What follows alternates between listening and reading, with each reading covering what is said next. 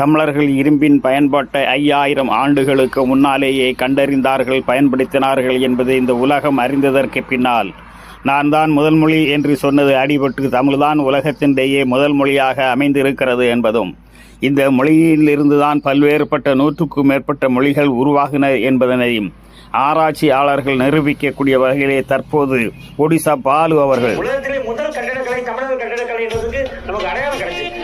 அதே மாதிரி மண்ணுக்குள்ள புதைவுண்ட பல இடிபாடுகள் கிடைச்சிருக்கு. ராமநாதபுரத்தில் அத்தியூர்த்தியோட இடத்துல மண்ணுக்குள்ள முழுமையான நகரம் முடியும். இதெல்லாம் டெக்னாலஜி வச்சு ஒன்று செய்யறோம். இளைஞர்கள் எல்லாரும் எழுந்தாங்கன்னா அடுத்த 10 வருஷத்துல உலக மக்கள் தன்னுடைய தேடலுக்கு இங்கதான் வந்தாங்க. சந்திரனில் இருக்கக்கூடிய மண்ணுக்கு இணையான மண்ணு நம்ம சேலம் மாவட்டத்தில் இருக்கு, நாமக்கல் பக்கத்துல இருக்கு.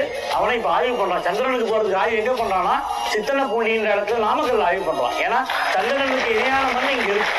நானே கன்னியாகுமரியில 140 கிலோமீட்டர்ல மூழ்கி இருக்க தீவை நேரில் பார்த்துட்டு வந்தேன். அதே மாதிரி பூம்புகார்ல 21 கிலோமீட்டர்ல மூழ்கி இருக்க இடம் பார்த்துருக்கோம். அண்மையில பாண்டிச்சேரியில 16 கிலோமீட்டருக்கு உள்ள கடல்ல 40 மீட்டர் ஆழத்துல 2 கிலோமீட்டர் நீளமுள்ள மதில் சுவர். உலகத்திலே முதல் கட்டிடக்கலை தமிழர் கட்டிடக்கலை என்றதுக்கு நமக்கு அடையாளம் கிடைச்சிருக்கு. அதே மாதிரி மண்ணுக்குள்ள புதைவுண்ட பல இடிபாடுகள் கிடைச்சிருக்கு.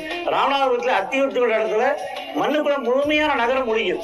இதெல்லாம் டெக்னாலஜி வச்சு ஒன்று செய்யறோம். இளைஞர்கள் எல்லாரும் எழுந்தாங்கன்னா அடுத்த 10 வருஷத்துல உலக மக்கள் தன்னுடைய தேடலுக்கு இங்கதான் வந்தாங்க. சந்திரனில் இருக்கக்கூடிய மண்ணுக்கு குமரிக்கும் தெற்கே நாடு இருந்தது என்பது கற்பனை என்று சொல்லக்கூடிய கவாலத்திலேயே துருபிடித்தவர்களுக்கு இப்போது இவர் சொல்லக்கூடிய ஒரு எடுத்துக்காட்டு நேர்த்தியாகவும் நேர்மையாகவும் உண்மையாகவும் இருக்கிறது. இன்னும் ஒரு உண்மையை சொல்வதாக இருந்தால், கன்னியாகுமரியுடைய கடலுக்கு உள்ளேயே மிகப்பெரிய கோவில் இருப்பதாகவும், கோயிலுடைய சுற்றுச்சுவர்கள் இப்போதும் அழியாமல் அப்படியே இருந்து கொண்டு இருக்கிறது என்பதும் மீனவர்களுடைய நம்பிக்கையாக